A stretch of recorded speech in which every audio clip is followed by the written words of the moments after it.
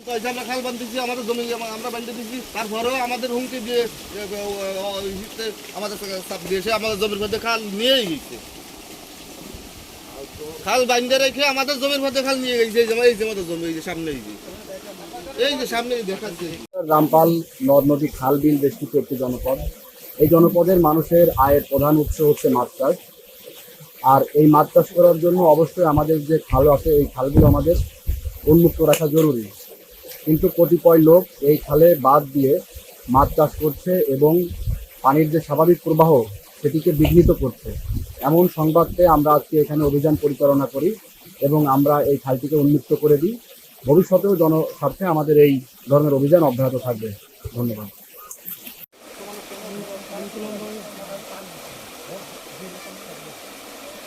বাইরে